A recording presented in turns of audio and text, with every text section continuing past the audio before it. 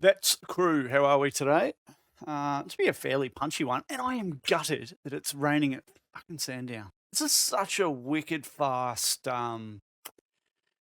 dry track. Like it is just it's a cool track to race at in the dry. But wet wise, haven't really driven here a lot in the wet, pretty much at all. But very slick track. It's a very smooth surface, so water really sits on the track, as you can see in a few spots. Gets very glassy pretty quickly. So it's a bit hard to pick. I'll just quickly move. Oh shit! What did I just do? Did I do something right or wrong there? Alt F. No. Alt F. I don't know. Do I know what I'm? Oh, it's Alt K. Dickhead. Alt K. Sorry. I just want to bring this over here. So, um, yeah. Look, raining pretty heavy, and then it dies off. I don't know what it looks like. Later in the sessions. How far is this server in? I don't even know the answer to that. It's the back end. So, yeah, I don't know if it's a bit drier at the start of the session and then gets wetter through the middle and then dry at the end again, or drier at the end again, I should say. But it's a bit of a hard one to read lap times, so don't look too much into it. Again, as I say, with the wet, well, there's your conditions. So it's going to rain basically the entire server. So it looks like it might be a full wet race, which will be interesting. Look, the key to as we covered off, I can't remember what track it was. We had a bit of wet weather I talked through as well. The key to wet weather racing is consistency. Not overdriving the car, just maximising each lap, not trying to break lap records or try and find speed. You find speed by keeping the thing on the black stuff. As soon as you drop a wheel into the grass or you go off, tyre temperature drops quickly. And then as a result, you end up having more issues pretty quickly after that, especially when you're in a pack. This isn't the lap I'll go through, but what this does show. So this is first lap out of the pits with Steve in front of me, and he's having a few moments, and I'm having a few moments. The first lap out of the pits or on the race start, you're going to be so cautious. Yeah, like if you're going to do some race runs and get into a rhythm, the tire grip comes on. Okay, but race starts, or if there is a pit stop and you decide to take tires, tires are ice cold. Really, you've got to look after the car in that and people around you in that first couple of laps because understeer will be high, oversteer will be high. And effectively the risk is high in those first couple of laps. You get through that, keep the car on the black stuff, keep the tires calm, the car will come to you pretty quickly. So you definitely want to work through that as best you can. The risk is high on a race start in the wet, obviously. Yeah, makes sense. But predominantly because of understeer and people trying to outbrake themselves a little bit. It's bad enough for some people in the dry outbraking themselves, but in the wet, it sort of goes up a level. And certainly what I just want to show you here is, and I could probably go back a little further, is that.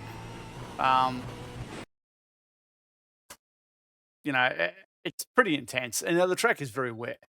So it is going to be that bad. I'll just fast forward it through, so you don't have to listen to the car and me compete with each other on volume. But it's extremely difficult to see what's going on, and it's so easy. The brake lights aren't real strong through the back of the car, as you can see there. Like you just can't. I'll stop talking for a second. You listen. This is cold tire out of the pits. Listen to the throttle modulation. You should be able to see it, and I'll pop that up on screen. I apologise. But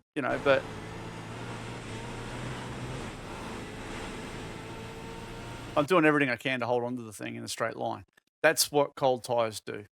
Once you've got some temp into the tire, which takes a few laps, bang, you're away. But try and find yourself some clear air. If you can set yourself up so that you stay offline from the car in front, and then get yourself back to the line as you approach a braking zone. So you've got some visual references on where the braking zone is, because the reality is it's too freaking hard to see it. You come up into here. Steve gets back across in front into the braking zone. I'm still getting my head around the track. These are my first laps. But effectively then you can, you can just see his brake lights But obviously you can't see squat outside of that. You're hoping he's on the line, and I'm hoping I'm on the line. I'm pretty sure I run wide here because I was just way too deep. But yeah, now I can see, but I'm way offline. But anyway, so that's going to be the challenge: is that being able to see properly in front of you. Pick your space, move your car to the side. Traditionally, and it must be different types of cars, but traditionally, the closer you get, the better the visibility improves. But if this is anything to go by, it ain't the case in this car. So anyway, that's the first bit. I've just done a quick, whatever it is, 9-lap run. I think it was 9 laps according to me thingy. Was it 9? Yeah, it's 10, whatever. Look, a 15.311. Steve's done a 14.5 in here. Scalzi with an 8. So but you can see that the times are pretty spread across it all. Stewie with a 17. So it's hard to gauge the times unless you're all doing laps at the exact same time on track, because it does, pace comes up and down so quickly on these types of tracks. So anyway, so we're going to look at this one, which was a quicker lap, 15.3. It was a fairly tidy lap. So I'll play it through and then we'll talk it through and we'll go from there.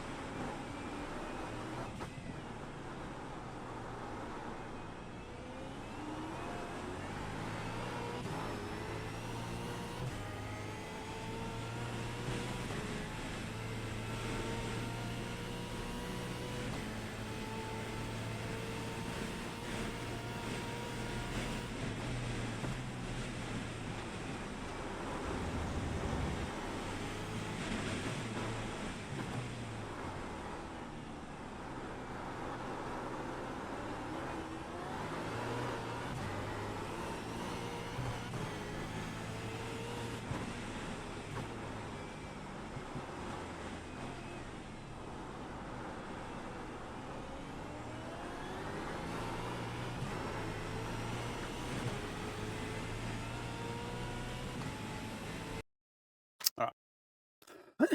Excuse me. 15.3.1. Look, it's a fun lap. You can see what I'll just quickly show, by the way, is if I go back to the first lap. Okay, that won't work. We'll go forward 1 lap. All right. Oh, it's in the fence. We'll go forward another lap. Here we go. All right, there we go. So you can see the difference. So this is when I jumped into the server. It's glass. It's glass everywhere. Out of here especially. So you can just see how much water's still on the track, right? And then you look at that lap I just did. If we go to the end of it and come back, so you can see straight away it's drying quickly. There's a lot more grey, a lot less shine, and you can see it coming out of here. Like, look at the track difference. So that's in 8-9 laps. So what does that say? That potentially the wind's quite high. No, it's not. The wind's quite low. So it's just drying quickly. Few cars in server, so obviously that makes a bit of a difference. But yeah. So anyway, so it goes to show that the track can be.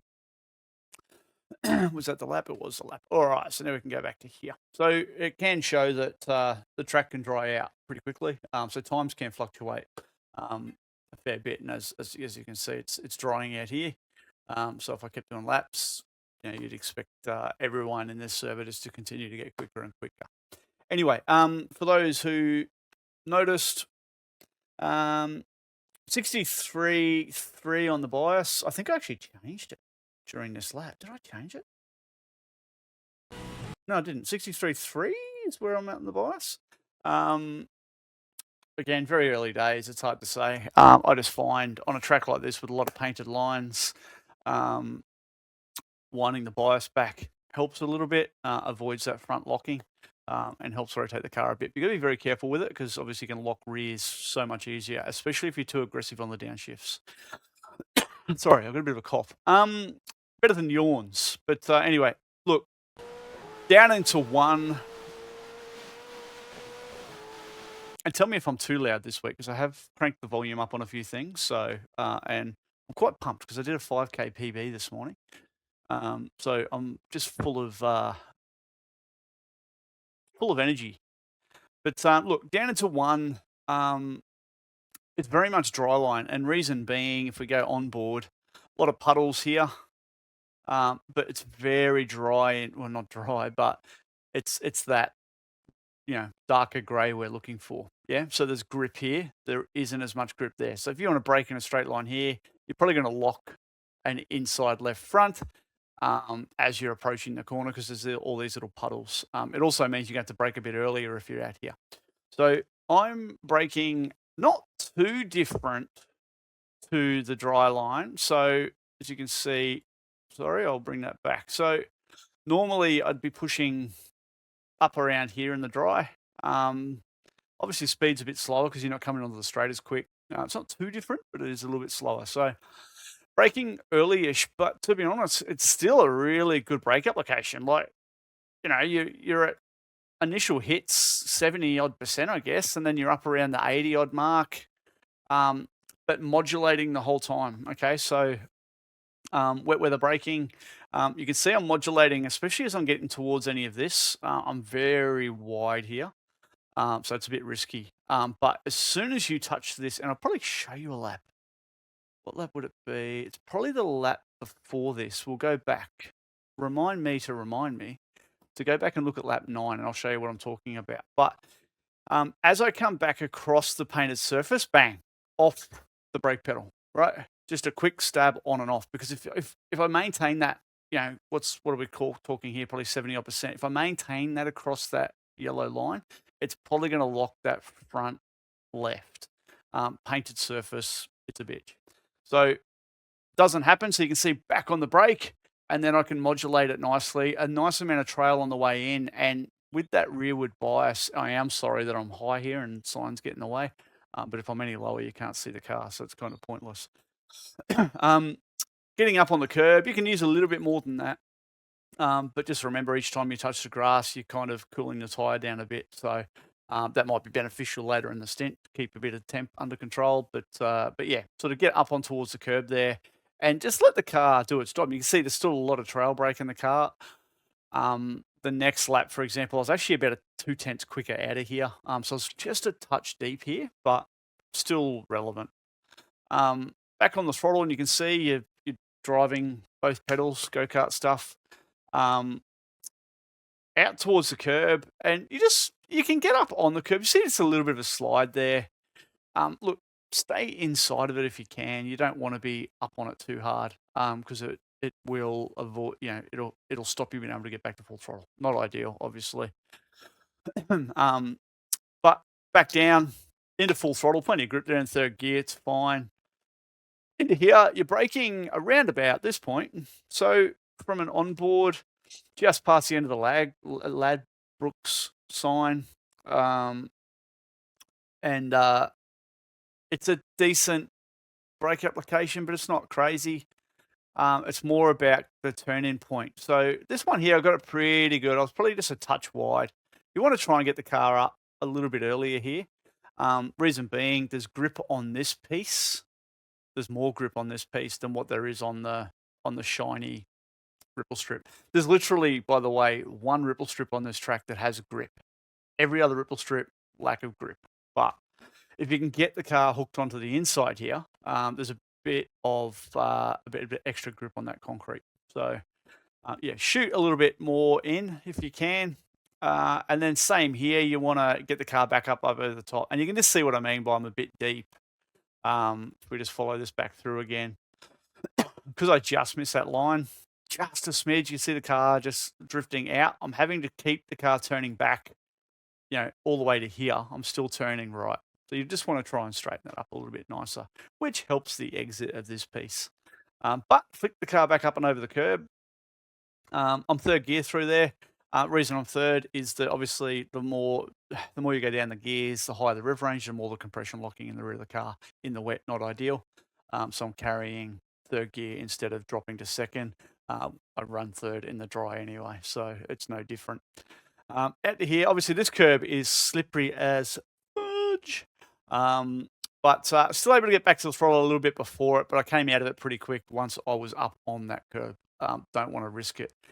And again, you want to make sure that as you come off, so I'm sort of down a gear using the engine to brake first.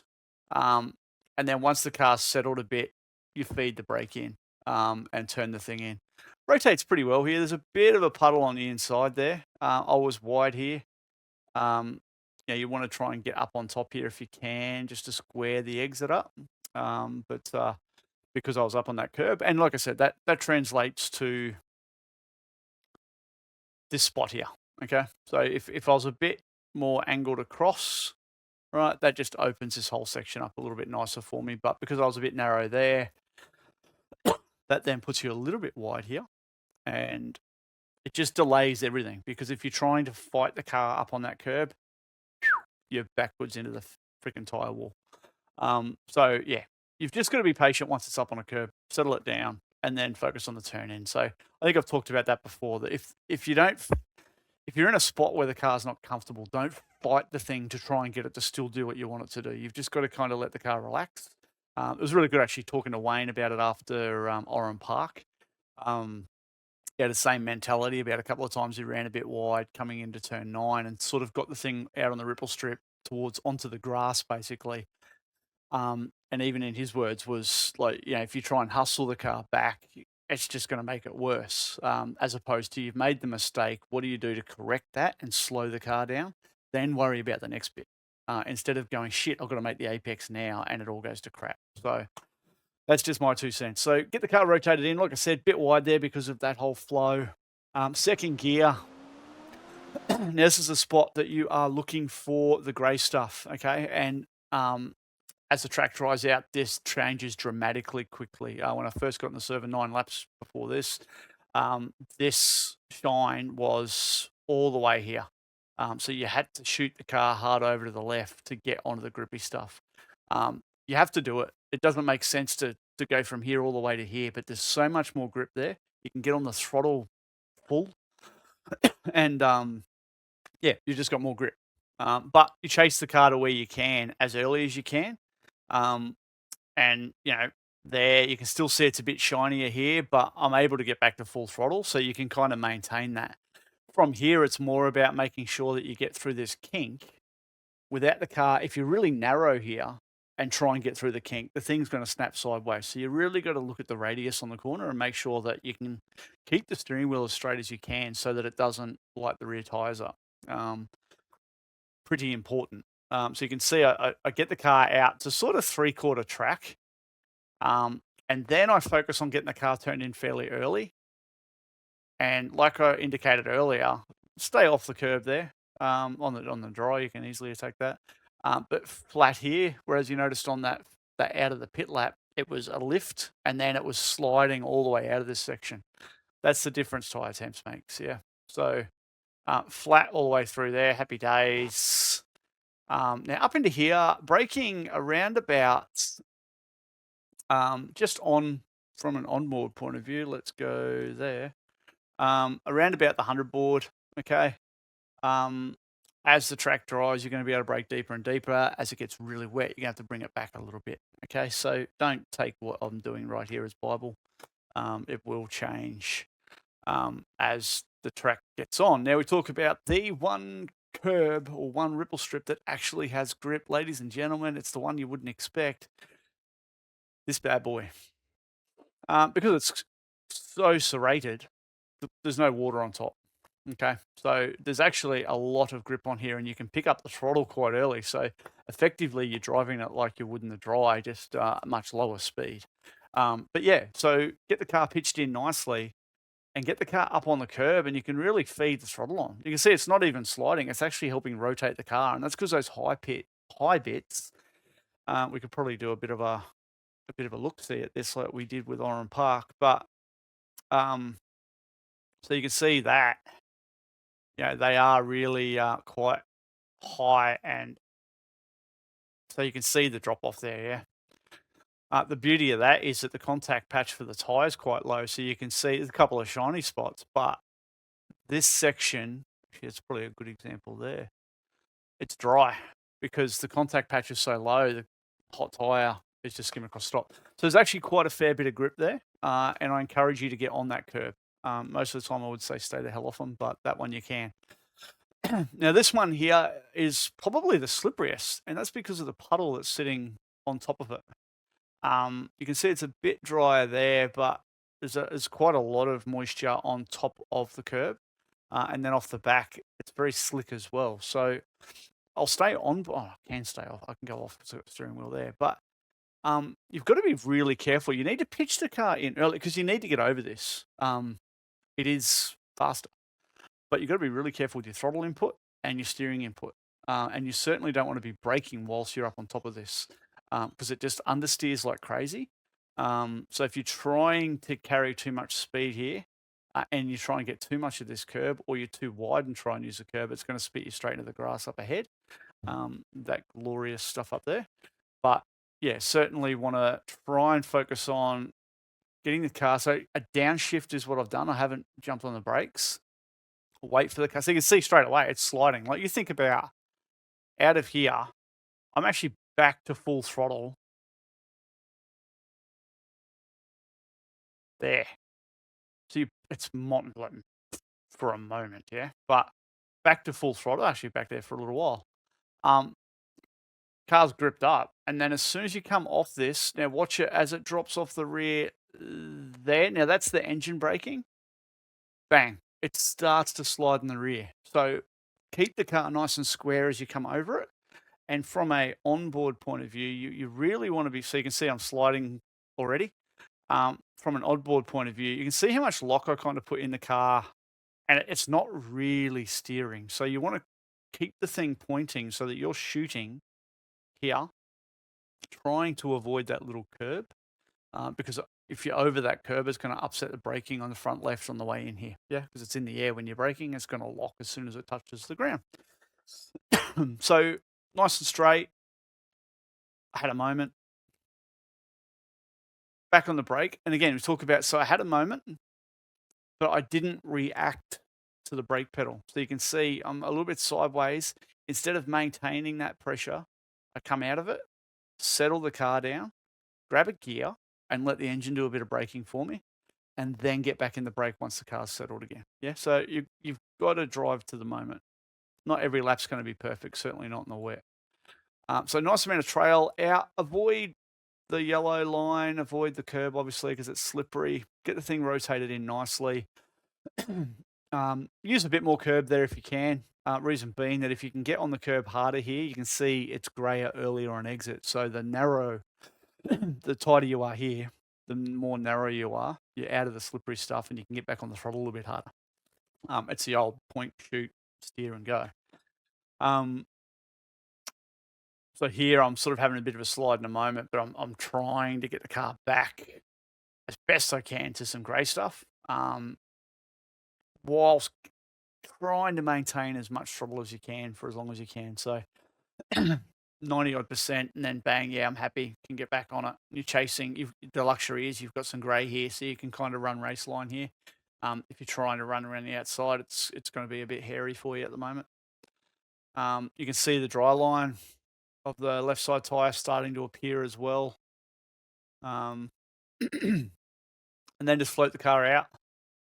It's a bit awkward here. Obviously, there's quite a lot of puddles, but it's still the better option to be out here as opposed to into this stuff, in my opinion.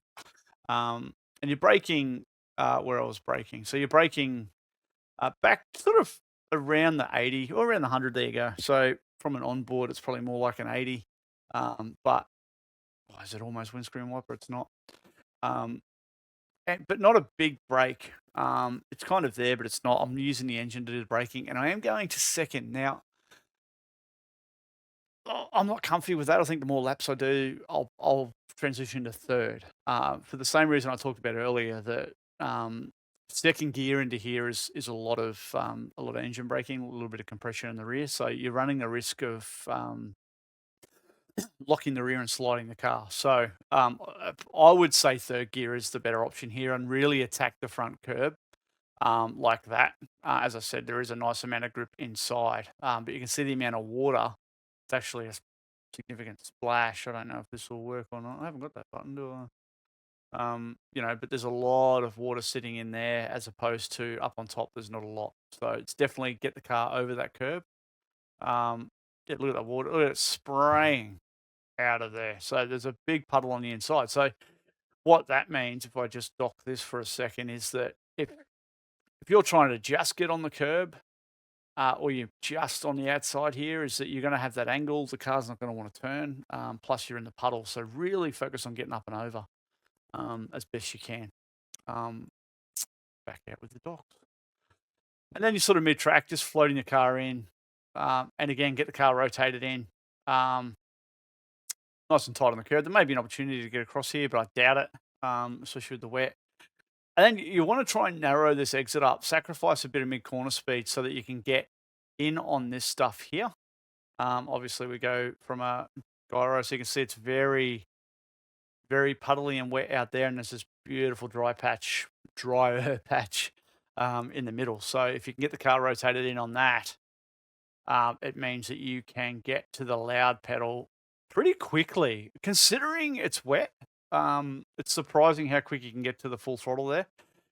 And then again, you are focusing on, this is a bit like the little kink on the back straight as you come out of turn 4, I think it is.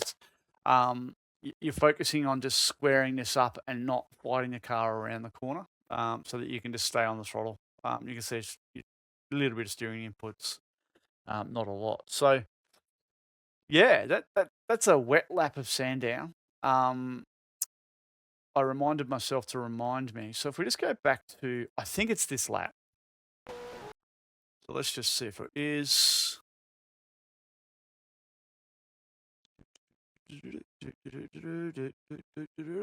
Bang, there it is.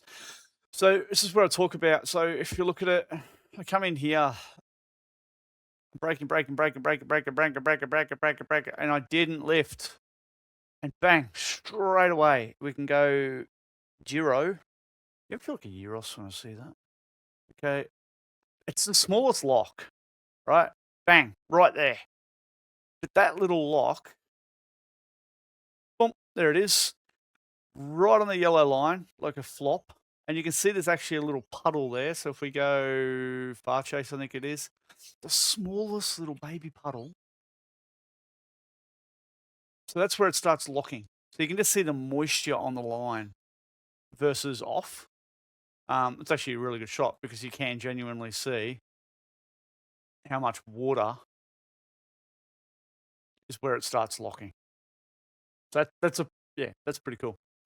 But that then means that if I go back and pick up, excuse me. So braking, bang. That's where it locks. And then I clear it, but it's way too late. I'm having a moment. I'm having a bigger moment. It's all going to shit. And before you know it, you've run the thing off the track, picked up and off track and whatever. Now, 2 bits to it is that, yeah, saved it, lost 15.8 to a 16.4 to a 15.3. So effectively lost 1 second with that one mistake. And potentially it was a bit quicker. So, it could have been 1.1 seconds with that one mistake. That's what I talk about consistency and repeatability on how you drive the lap, is that find what works and stick to your rhythm. Don't try and do something different. So this one here, I tried to brake a little bit deeper, I reckon. Let's have a look at it. Brake down the error. Not too different, similar speeds. But what's the key difference is that I was further over to the wall on the next lap. So if we look at the next lap, I'd hate to make a liar of myself here, but I'm pretty sure that was the difference I adjusted to. Yeah. See? So learn from your mistakes. It's only probably a tail light width. Yeah. but it enabled me to brake a little bit longer and figure out I can turn the car in a bit later and clear the brake over that line. Bang, fixed. So learn from the mistakes. Was it this lap? But as I said earlier about, okay, I've made a mistake. I've locked the brake. I'm now having a moment. It's not about how do I make the corner. It's about how do I save it? How do I slow the car down to make the corner? Yeah, I'm going to miss the apex. Yes, I'm going to have an off track. I might even get a slowdown. But how do I minimize the time loss through that mistake? And that's modulating the brake, but then focusing on just stopping the damn car. So I go to second gear here, slow the car down, get off the brake. The brake's locking, so I need to start using the engine a little bit more. Yeah. And then just control it. So you can see a shite ton of lock just to get the car in and settled, right? So instead of fighting it with oversteer, turn the thing in hard all the way, basically, and I'm pretty sure that is on the stop locks. It's not moving anymore. So on the stop locks, just to put the load into the tire, and just let the car settle. Okay, and then I can get back on the throttle. I'm happy enough, very cautious over the bump, and then bang through the puddle. But then you're back into a rhythm again. Yeah. So then it's about, okay, let's make sure we do the next part of this correct. A little bit slower in. Bang, I fixed a problem, but the next lap, because I carried more speed in, I made an error there by being a little bit wide. So you can see this is more the line on the error lap that you're looking at. So you can see, look at that. So I'm turning the car back already when I was still turning the car out on the next lap. That's just a comparison between, a mistake and a success, and then you're not hard up on that curb. So you can drive the car in a little bit nicer and neater. But look, that's the highs and lows of what we do, I guess. Like I said, just minimize your mistakes. When you're making mistakes, maximize that downtime. Don't fight it. Just let the car settle. It's always harder when you're racing, obviously, especially if there's cars in front of you, because sometimes it's really hard to try and do that, especially in the wet. Because if you're just trying to save your own race, that may come at the detriment of someone else, because that's what happens. But that's where they're racing, and look, short punchy track. It is going to be really hard in the spray to figure out what the hell is going on.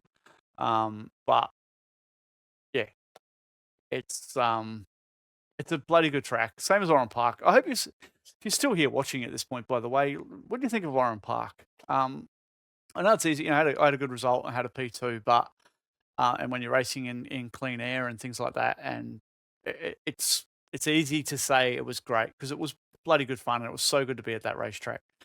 Understand it was hard to pass, and I think strategy from the fuel point of view probably took away the opportunity for some more strat stuff, but I reckon it was a great fun, and I think this will be the same. I don't know what the race format is for it. I haven't looked at it. I probably should do that before I do this video so I can be a little bit more supportive around that. But look, get into it, have some fun with it, try different things, but don't try and break a lap record every time you're on track in the wet. Just build into your rhythm. Doing 3-4 lap runs don't work. You need to do 10-15 lap stints to find a rhythm and get the car up to temp, get the tyres up to temp, and then everything gets a little bit better. Play around with brake bias to see what you think. A little bit forward might work for you. If you've got the adjustability to be able to go forward and backwards, if you've got an adjuster or a dial on your wheel or whatever, into one you could run a little bit more front bias because there's quite a fair bit of grip offline there. But then other sections you'd be looking to run a little bit more rearward. So if you've got the option to be able to go forward and backwards, give it a whirl. Try it, see what you think. But yeah, look, that's 35 minutes. These freaking videos are getting longer and longer. So if you're actually tuning in to the end, drop a word. Let's make a word. I don't know. Masterclass. Just drop masterclass in the comments. And if you're one of those people that hang around to the bloody end, thank you very much. I do appreciate it. Like, follow, subscribe if you haven't already. Give it a share. Got no dramas please. This isn't just for the vets crew or whatever, but if you want to share this around, share it around, encourage it. So, yeah, rock and roll, and catch you for the next one. And if you've got any questions, feel free to DM. As always, happy to help. Cheers.